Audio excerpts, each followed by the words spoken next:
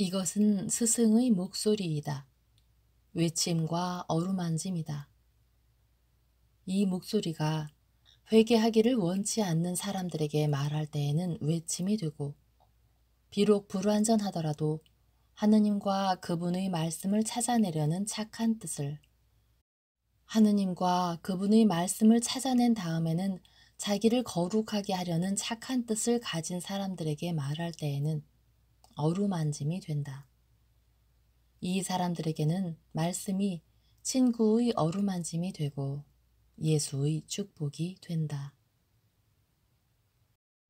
하느님이시요 사람이신 그리스도의 시 제3권 공생활 둘째 해 사흥권 42. 막달라를 향하여 가시는 예수께서 목자들에게 말씀하신다. 1945년 6월 9일. 베드로는 이튿날 아침에야 돌아온다. 베드로는 가파르나움에서 대우를 잘 받았고 그 도시에 엘리와 요아킴이 없었기 때문에 떠날 때보다는 차분해졌다. 그자들이 음모를 꾸민 것 같습니다. 왜냐하면 그자들이 언제 떠났는지 친구들한테 물어봤더니 그들이 세례자에게 세례를 받으러 가서는 돌아오지 않았다는 것을 알게 되었거든요. 그리고 제가 그자들이 세례자가 붙잡힐 때 거기 있었다고 말한 지금은 그들이 곧 돌아오지는 않으리라고 생각합니다. 세례자가 붙잡힌 것 때문에 사람들이 대단히 동요하고 있습니다. 저는 온 세상이 그 일을 다 알도록 힘쓰겠습니다. 그게 우리한테는 최고의 무기니까요. 바리사이파 사람 시몬도 만나봤는데요. 제가 본 게 맞다면 그 사람은 선생님께 호의를 가진 것 같다 보입디다. 그 사람이 이렇게 말을 하더라고요. 선생님께 요르단강 서쪽 계곡 쪽으로는 가지 마시라고 하시오. 동쪽이 더 안전해요. 하고요. 근데 말을 하면서 한마디 한마디에 힘을 주던데요. 끝으로 이런 말도 했습니다. 나는 당신을 보지 못했고 당신에게 아무 말도 하지 않았소. 잊으면 안 돼요. 그리고 나와 당신과 모든 사람의 이익을 위해서 당신이 하는 일이 얼마나 중요한지를 생각하시오. 선생님께 내가 그분의 친구라고 말씀드리시오 하고 허공에 대고 말하는 것처럼 하늘을 쳐다보면서 이 말들을 하더라니까요. 그 사람들은 좋은 일을 할 때에도 항상 괴상하단 말입니다. 아니, 특이한 사람들이라고요. 이렇게 말해야지 선생님께 책망을 안 듣겠죠. 그런데요, 백부장도 잠깐 가서 만났습니다. 이렇게 말하면서요, 아이는 잘 있습니까? 하고 말이지요. 그리고 그렇다고 말하길래 다행입니다. 그 사람이 건강을 유지하도록 조심하세요. 사람들이 선생님을 함정에 빠뜨리려고 하니까요. 세례자는 벌써 잡혔거든요. 하고 말했습니다. 그랬더니 그 로마인은 무슨 말인지를 금방 알아듣더라고요. 똑똑한 사람이던데요. 그 사람이 이렇게 대답을 했어요. 로마군이 지키고 있는 곳에서는 선생님은 안전하십니다. 그리고 로마군이 지키는 데에서는 음료를 꾸몄다가는 죽거나 갤리선의 노예 신세가 될 거라는 걸 이스라엘 사람들에게 일깨워주는 사람이 있을 것입니다. 하고요. 이교도지만 아주 뭐라도 해주고 싶더라니까요. 저는 말귀를 이렇게 알아듣고 바로 행동에 옮기는 사람이 마음에 들어요. 그러니까 이제 그리로 가도 됩니다. 그럼 가자. 그런데 이렇게까지는 안 해도 될 걸 그랬다. 하고 예수께서 말씀하신다. 정말이지 이렇게 해야 했다니까요. 예수께서는 당신을 극진히 모셨던 세 제자와 그 가족에게도 작별 인사를 하시면서 세 제자에게는 여러 가지 가르침을 주신다. 이제는 다시 선생님과 사도들만이 남았다. 그리고 선선한 들판을 지나서 예수께서 택하신 길로 들어선다. 그래서 다른 길로 해서 가기를 바라던 베드로가 놀랜다. 이리 가면 호수에서 멀어지는데요. 내가 해야 할 일을 하기에 늦지는 않게 도착할 것이다. 사도들은 이제는 말을 하지 않고 어느 작은 마을을 향하여 간다. 들판에 집 몇 채가 흩어져 있는 작은 마을이다. 산의 목장으로 가는 가축들이 방울소리가 요란스럽게 난다. 예수께서 많은 수의 가축대를 지나가게 하느라고 걸음을 멈추시자 목자들은 한데 모여서 예수를 가리키며 서로 의논을 한다. 그러나 감히 그 이상은 하지 못한다. 예수께서는 우거진 풀을 뜯어 먹으려고 멈추어선 가축대를 건너질러 가셔서 망설임과 불안을 깨뜨리신다. 예수께서는 털이 많고 매매하고 우는 양들 가운데 있는 어린 목동에게 곧바로 가셔서 그를 쓰다듬으시며 물으신다. 양들이 네 것이냐? 예수께서는 양들이 그 어린이의 것이 아니라는 것을 아신다. 그러나 그에게 말을 시키려고 하시는 것이다. 아닙니다, 주님. 제가 양들을 데리고 있지만 양들의 주인은 여러 사람입니다. 저희들은 산적들 때문에 같이 모여서 가요. 이름이 뭐냐? 이사학의 아들 지가리야입니다. 그렇지만 아버지는 돌아가셨고 저희는 가난하기 때문에 고용살이를 합니다. 엄마는 제 아래로 있는 동생 셋도 돌보셔야 되거든요. 아버지가 돌아가신 지 오래됐니? 3년 됐습니다, 주님. 그래서 엄마는 늘 울고 계시고 저를 쓰다듬어 줄 사람은 아무도 없게 됐기 때문에 저는 더 이상 웃지 않아요. 제가 맞이거든요. 아직 어리지만 아버지가 돌아가신 후로는 어른처럼 굴어야 했습니다. 저는 울어서는 안 되고 돈도 벌어야 해요. 그런데 정말 힘이 들어요. 과연 지금도 나이에 비해서는 너무 점잖은 작은 얼굴에 눈물이 또 흘러내린다. 목자들도 모여왔고 사도들도 모여들었다. 움직이는 양떼 안에 사람 한 떼가 있는 것이다. 너는 아버지가 없지 않다, 지가리야야. 하늘에는 네가 착하게만 굴면 너를 항상 사랑하시는 거룩한 아버지가 계시고 네 아버지도 아브라함의 품에 안겨 있기 때문에 너를 계속 사랑하고 있단다. 이것을 믿어야 하고 이 믿음을 가지고 점점 더 좋은 사람이 되도록 애를 써야 한다. 예수께서는 상냥하게 말씀하시며 어린아이를 쓰다듬어 주신다. 한 목자가 용기를 내서 묻는다. 선생님은 메시아시지요? 그렇소, 내가 메시아요. 어떻게 나를 아시오? 저는 선생님이 팔레스티나를 두루 다니신다는 것을 알고 선생님이 거룩한 말씀을 하신다는 것도 알고 있습니다. 그것으로 선생님을 알아봅니다. 멀리들 갑니까? 높은 산으로 갑니다. 더위가 시작되니까요. 저희들에게는 가르침을 안 주시겠습니까? 저희들이 가 있을 저 산 위에서 들리는 소리라고는 바람밖에 없고 가끔 늑대가 울기도 하고 지가리아처럼 죽임을 당하기도 하지요. 저희들은 겨우 내 선생님을 보기를 바랐는데 한 번도 만나지를 못했었습니다. 저 숲을 그늘로 갑시다. 당신들에게 가르침을 주겠소. 예수께서는 한 손으로 어린 목동의 손을 잡으시고 다른 손으로는 매매하며 주둥이를 쳐든 어린 양들을 쓰다듬으시며 앞장서서 그리로 가신다. 목자들은 양떼를 덤불숲 아래 모아놓는다. 양들은 쭈그리고 앉아 새김질을 하거나 풀을 뜯어먹거나 나무 줄기에 몸을 비비거나 하고 예수께서는 말씀을 하신다.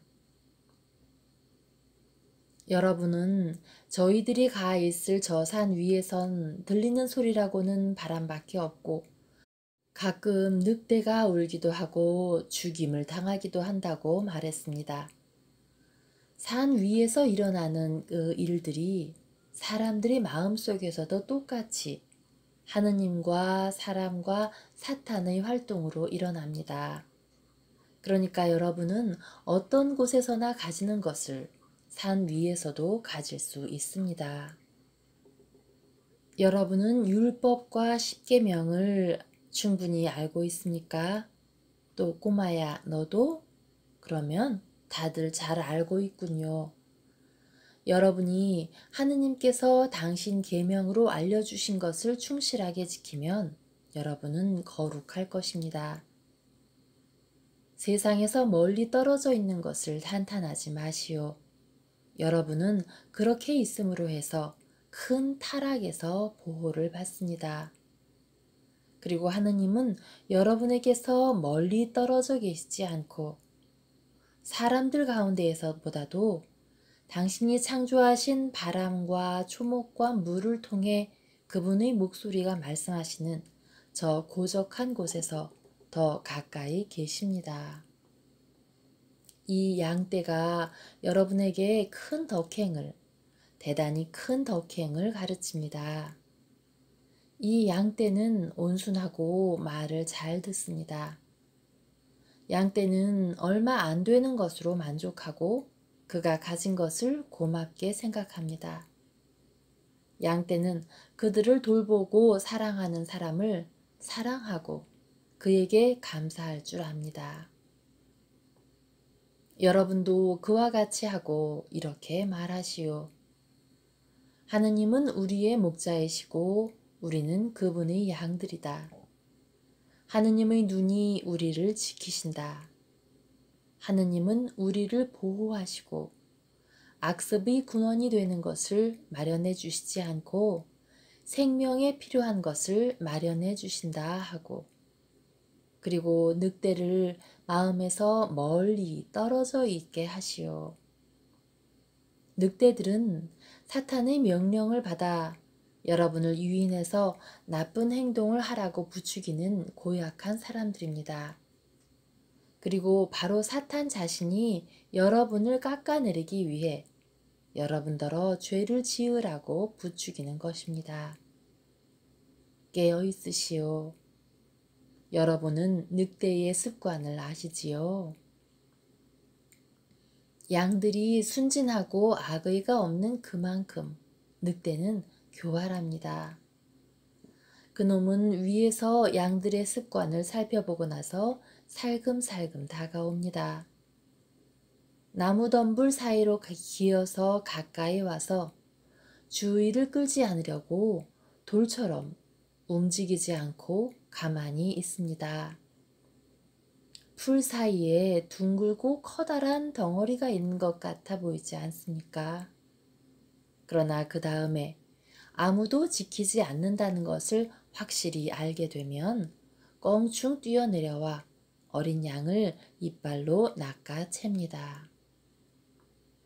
사탄도 이렇게 합니다. 그는 여러분의 약점을 알기 위하여 지켜보고 여러분 둘레로 돌아다니면서도 해가 없고 방심하는 것 같고 항상 신경이 다른 데 가 있는 것 같습니다. 그런데 사실은 여러분을 늘 지켜보고 있다가 여러분을 죄로 끌어들이려고 느닷없이 달려듭니다. 그리고 가끔 성공을 거둡니다. 그러나 여러분 곁에는 의사가 있고 다정한 친구도 있습니다. 바로 하느님과 여러분의 수호천사입니다. 만일 여러분이 상처를 입었거나 병이 들었을 때에는 미친 개가 그러는 것처럼 그분들에게서 멀리 떨어지지 마시오. 반대로 울면서 그분들에게 도와주십시오 하고 외치시오. 하느님께서는 뉘우치는 사람을 용서하시고 여러분의 천사는 여러분을 위하여 여러분과 함께 하느님께 간청할 준비를 단단히 하고 있습니다. 서로 사랑하고 이 어린이를 사랑하시오. 여러분 각자는 이 고아의 아버지이기도 하다고 여겨야 합니다. 여러분 가운데 어린이가 있는 것으로 인해 어린이를 존중한다는 거룩한 자제심으로 여러분의 모든 행동이 순화되기를 바랍니다. 이 어린이 곁에 여러분이 있음으로써 아이 아버지의 죽음이 아이에게서 빼앗아 간 것을 보충해 주기 바랍니다. 이웃을 사랑해야 합니다. 이 어린이는 하느님께서 여러분에게 특별히 맡기시는 이웃입니다. 여러분이 가르침으로 이 어린이가 착하고 믿고 정직하고 악습이 없는 사람이 되게 하시오. 이 어린이는 이 양들 중의 하나보다 훨씬 귀중합니다. 그런데 여러분은 이 양들을 죽게 내버려 두면 여러분에게 벌을 줄 주인의 것이기 때문에 이 양들을 돌보고 있으니 하느님께서 당신의 이름과 이 어린이의 죽은 아버지의 이름으로 여러분에게 맡기시는 이 영혼은 훨씬 더 잘 돌보아야 할 것입니다. 고아가 된 여러분의 처지는 매우 가슴 아픈 것입니다. 그 처지를 더 어렵게 만들지 마시오. 이 아이가 어리다는 것을 이용해서 그를 괴롭히지 마시오. 하느님께서는 각 사람의 행동과 눈물을 보시고 모든 것을 헤아리셔서 상을 주시거나 벌을 주신다는 것을 생각하시오. 아이야, 너도 절대로 혼자가 아니라는 것을 기억하렴.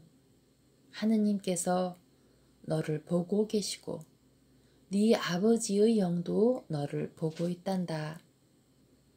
어떤 것이 네 마음을 흔들어 놓고 너를 악으로 이끌어 가거든 안 돼. 나는 영원히 고아가 되기는 싫어하고 말해라.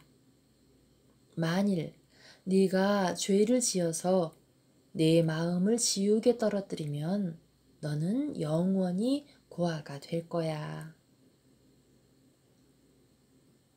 착하게들 사시오. 모든 선이 여러분에게 있도록 축복합니다. 만일 우리가 같은 길로 왔더라면 여러분에게 더 길게 말했을 것입니다.